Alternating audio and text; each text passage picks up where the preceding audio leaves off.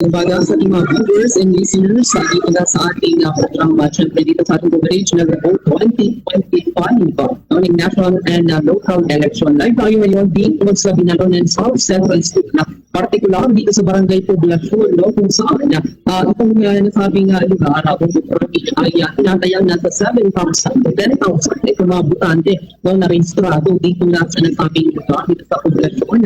At alam niyo ba na ang bayan ng Binalonan ay meron 24 na barangay kung saan nasa 284 sa mga established at mga precincts, 61 itong mga classroom precincts at itong mga voting centers natin dito sa kabuuan ng Binalonan ay nasa 22 at ang kabuuan mga butante naman dito sa bayan ng Binalonan nasa 38,564 at kung kami kanina dito sa ating pag-iikot dito sa nasabing lugar at sino pa namang nagmaga ngayon dito sa ating nakausap kanina itong si Maria Lourdes Fernandez, ang DESO Supervisor o itong Principal 3 ng nasabi niya eskwela niya kung saan nagsimula na sila ng alas 5 at talagang ang priority nila kay yung consumer sector dahil naman yung mga senior citizens, mga PWD, yan po itong mga buntings at iba pa po programming. At kasalukuyan natin ngayon ang booking pa rin itong pagboto na ginat sa ating mga vulnerable sectors. Ngunit kanina din dito na sa mga regular na voters. Akala nila makakasingit sila dito sa nasabing lugar na talagang hindi sila pinapasunod dahil sa Amerika yun, di kanina ang 5 hanggang alas 7 ay itong pag nasa vulnerable sector. Ngunit ngayon ay nagsisong na din silang nila dito sa nasabing lugar, hindi lang sa ating regular dahil yung Pinay, akala nila kapag maaari sila makakasingit sila dahil tayo Pinay may mga trabaho. At ang naging problema dito bang promise sa ating pagpuntaan at pag-ikot dito sa nasabing lugar ay itong pangiripan ng paghahanap pa rin ng kanilang mga pangalan dahil syempre yung nakilala sa mga butante kasi akala nila ay okay na yung mga idea sa kanilang mga pangalan. Ngunit hinahanap pa nila yung mga presinto dito sa nasabing lugar. Kung saan marami sa kabuuan nasa pitong classroom kung ginamit na presinto sa 7 na mga cluster precinct dito nga sa nasabing lugar. Kung saan sa mga 7 na cluster precinct yan, bawat isa kung marami ay meron 3 or 4 na mga presinto na nandito. Siyempre, nakatutok din ang PPCRB kasama na din itong mga electoral boards.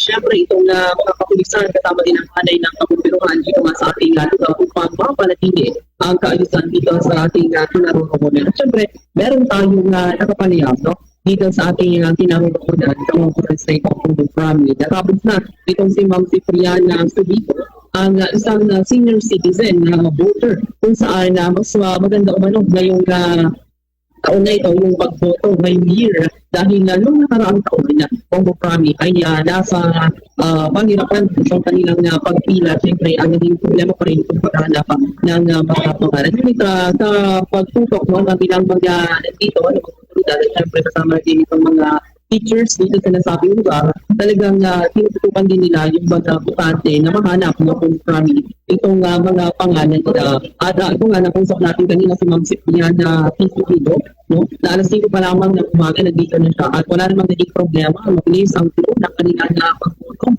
At syempre, wala pa naman tayo impormasyon patungkol sa mga aberya sa pagbutong dito nga sa nasabing lugar. So far, yung mga problema pa rin dito yung paghahanap pero nasusolusyon naman yan agad dahil nagtutulong-tulong ang PPCRB kasama itong ilang mga electoral board ng mga teachers dito sa nasabing lugar. At siyempre, yung ilang din mga butante talagang nagtutulungan na din para mahanap itong kanilang mga precinct at mabilisan lang naman itong nasabing pagboto dito sa nasabing lugar.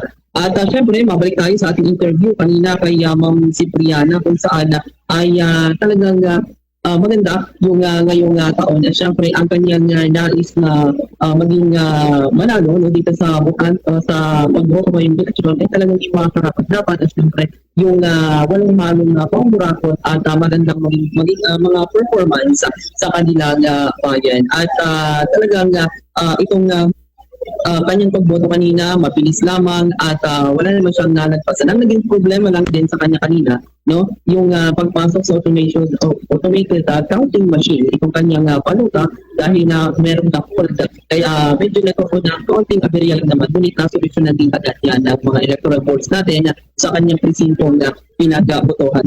Ating pakinggan itong naging panayam kay Ma'am Cipriana Subido patungkol na dito sa ating napapagod. Tapos na, okay naman. Nagkaroon lang ng konting problema nung ipasok ko yung kwan dahil may na-fold. Naipasok din. Yes, kumplito. Walang kwan. 8, 12 senators, mayor, vice mayor, councilors, then governor, vice governor, board member. Yung sa kwan, isa lang. No, kasi first kami. Yung karapat dapat, hindi ko na pangalanan. May mga magandang plataforma sa gobyerno, hindi nanghuhurakot, ganun lang. Saka makita mo ang progreso ng isang bayan. Makinig lang sila sa mga rules and regulations sa pagboto na sa 5 to 7 senior citizens at then 7 hanggang sa kwan, yung regular. Tapos na, okay naman.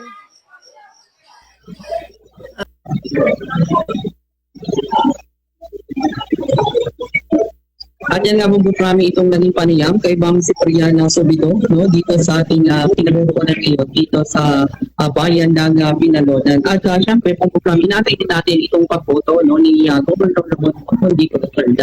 Dito nga sa nasabing lugar kasama ang kanyang pamilya. At ito din si mamaya no, inantay natin itong pagpunta nila Governor kasama din si Congressman Moncho Dico. At syempre itong kanilang itong mayor, no, dito sa nasabing bayan ng Binalonan. Ito naman si Ramon R.G. Dico IV among Rami. At syempre, dito sa bayan Binalonan, naglalaban itong pagka-alkalde, itong si Brian Boto at itong si Ramon R.G. Dico IV.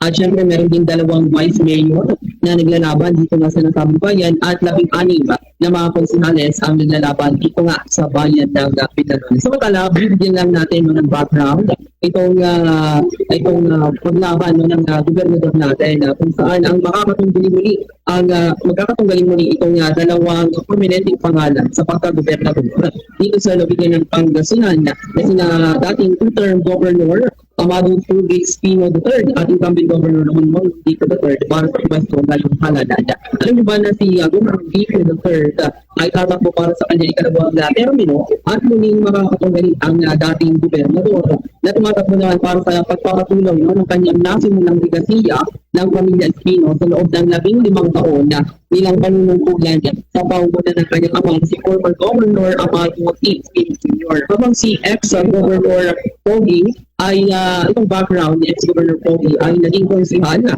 9 taon na nagsilbing mayor naman sa bayan ng Bautista hanggang maging isang liga ng mga barangay provincial board member at kung naman na governor noong 2016 hanggang 2022 na mayroong 6 na taong termino. Habang itong si Governor Ramon Dico ay unang pumasok sa politika pumukali bilang vice mayor ng Binalonan taong 2007 at 2010.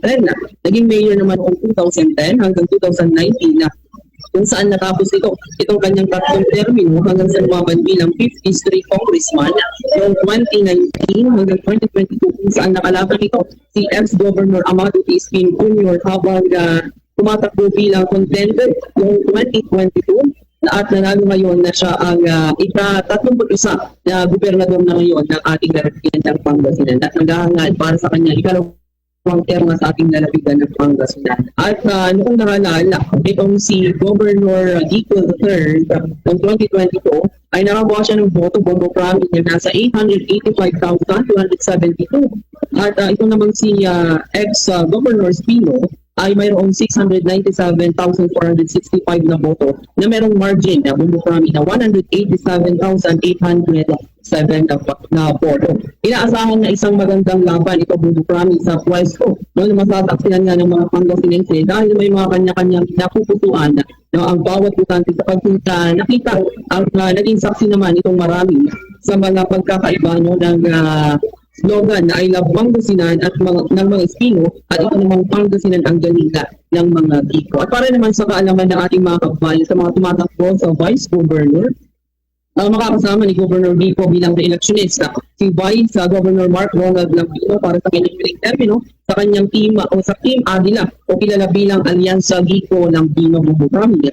Si incumbent Vice Governor Lambino ay nanalo noong 2019 sa kalabang si Angel Banicad Sr. habang noong 2022 naman ay nakuha niya ang kanyang pangalawang termino sa kalabang si Nicky Boy Reyes. At ngayon ay nag-aangat ulit na makuha ang kanyang ikatlong pwesto at huling termino sa pagka-vice gobernador ng Lalawigan. At ngayon maraming mga kalaban si Vice Governor Lambino, si dating Mayor ng Dasol na si Noel Nacar, nakatandim naman ni former Governor Tony Espino. Si Nacar ay Bumbukrami nagsimula sa politika noong 2007, kabayan naman ng Dasol bilang isang konsihal.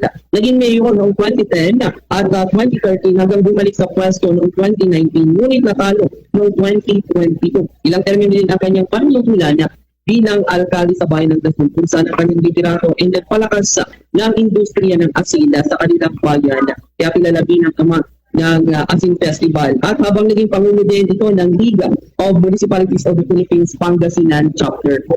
At dadalhin naman ang laban ni Nacar ang kanyang karanasan sa lokal na pamamahala habang itong silang Bino o Bumbukrami ay umaagi sa kanyang itinatag na probinsya sa probinsya. At makikita din ang magiging laban ng dalawa sa pangalawang mataas na pwesto sa lalawigan kung saan pareho ang mga itong nakakanay sa dalawang makapangyarihan na kandidato para sa pagka-gobernador. Samantala, para sa kaalaman natin mga kababayan, sa congressman naman, Bumbukrami muling tatakbo sa kanyang pangalawang termino bilang representante ng ikalimang distrito. Itong si Pangasinan Congressman Ramon Monching Dito Jr. ngayong halalan kung saan makakatunggalin ito si incumbent councilor ng Ordaneta City, Franco del Prato. Ang 5th District Bumbukrami ay binubuo ng bayan ng Bautista, Alcala, Santo Tomas, Villasis, Ordaneta City, Binalonan, Lawak, Pudurugyo at Sison na mayroong total voting population na umaabot naman sa 357,155 na mga botante.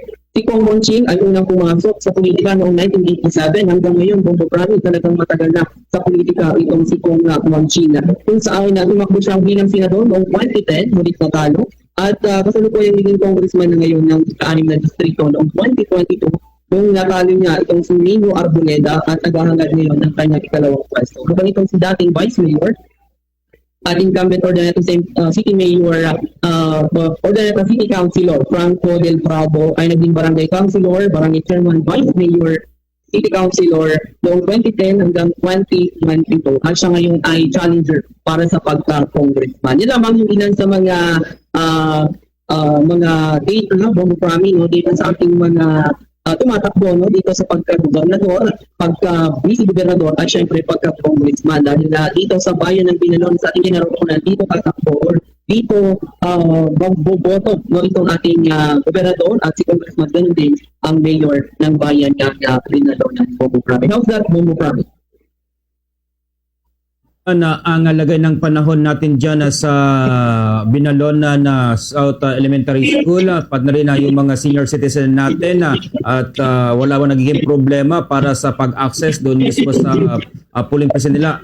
Maliban dito sa binabanggit mo na nahirapan sila nang mahanap yung kailang mga polling precinct, I mean to say, yung bang mga matatanda na hindi na kaya ay wala namang na yung mga polling precinct, wala namang nasa second floor or di naman nahihirapan sa pagpunta doon mismo sa kanilang mga pagbotohan? Yes, Bumbukrami. Itong area no, ng Binalonan South Central School ay nasa baba lang itong ilan sa mga presinto Bumbukrami. Kaya ito ay accessible no, para sa mga vulnerable sectors, maging mga PWD sa mga buntes. Kung saan dito nga sa baba lahat no, ng kanilang mga polling precinct no, Bumbukrami. At itong mga problema lang naman yung paghahanap pa rin no, ng kanilang mga pangalan no, dito sa nasabing lugar para sa kanilang pagboto dahil hindi lang kasi Bumbukrami kung matatandaan. Ay ay inaayos na itong North sa Central School kung saan ilipat kasi yung ilang mga pangalan dito sa South Central School ng mga butante. Kaya talagang pahirapan yung ilan sa mga kababayan natin dito sa Binalonan na maghanap ng kanilang mga pangalan at mga presinto Bongo Prami. At syempre, ito din, dagdag nilang Bongo Prami ang patuloy din na paalala ng mga kapulisan na pinagbabawal talaga dito yung pagdadala ng mga weapon, mga kakumbo. At syempre itong mga patuloy sa bagay, itong baril, at iba pang talagang makakasakit no, sa ilang mga individual Prami. At syempre sa lagay naman ng panahon dito Bong Prami, medyo mainit na din itong ating ganyan rokunan ngayon. Wala naman tayo nakikitang basta ng pag-uulan dito sa ating dinagpukunan at sa Bong Prami. At syempre sa ating panin din, kay Ma'am Maria Lourdes Fernandez, ang principal ng nasabing lugar dito sa ating dinagpukunan, ang naging mga protocols at mga pinagbabawal talaga dito Bong Prami, yung pag-video ng ating mga kababayan sa kanilang mga panota or sa mismong loob ng presinto sa kanila habang sila yung mga pinagpapawal. At syempre yung ilan po na talagang bawal ay talagang patuloy na tinututupan ng ating kapulisan maging itong ilan sa mga partner no, dito sa nasabing lugar. At kasalukuyan pa rin tayo nag-aantay no, ng oras kung kailan pupunta na bumoto itong ating gobernador kasama si Congressman at itong kanyang itong mayor dito sa nasabing lugar Bongo Prami. At mamaya i-post dito ang hepe ng Binalonan Police Station para makita ang seguridad ng ating pinaroroon o nandito Bongo Prami. Yes, and Bombo Oliver, meron mga medical team nandyan mismo sa may gilid-gilid para sa mga untoward incident or pwedeng makahilo sa mga butante. At hindi naman pa ganun kahaba yung pila sa mga bumoboto ngayon, Bombo Oliver. Yes, Bong Prami, hindi naman gaano mga kwado yung mga pila o yung pag-flow ng pag-botante, yung interval ng pagboto na gilid sa ating mga kababayan sa 15 to 20 minutes itong pagboto. After that, meron na sila pinapapasok na ilang mga butante o dito sa ilang mga polling precinct para sa ganun ay tuloy-tuloy ang pagsasaayos ng nasabing butante at or pagboto ngayong halalan ng Bongo Prami. At syempre, itong pagbutok din para sa kalusugan ng ating mga kababayan na kantaban ng mga City Health Office o itong mga Municipal Health Officers dito mga RHU dito sa nasabing lugar para magtutupan o yung ganitong pagkahilo, lalong-lalo na may mga vulnerable sectors talaga ng mga nandito sa ating tinarotokan, mga PWDs, mga senior citizens at iba pa Bongo Prami. Yes, and Bombo Oliver, so ibig sabihin na wala pa sa area ang ating gobernador dahil dyan sa iyong kinaroonan na dyan boboto si Governor Ramon Amon Gico III?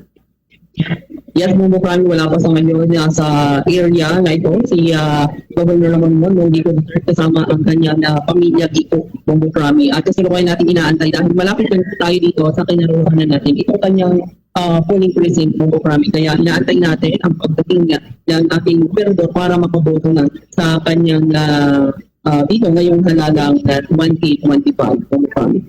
Alright, and with that, you're in Bombo Oliver, ingat kayo dyan.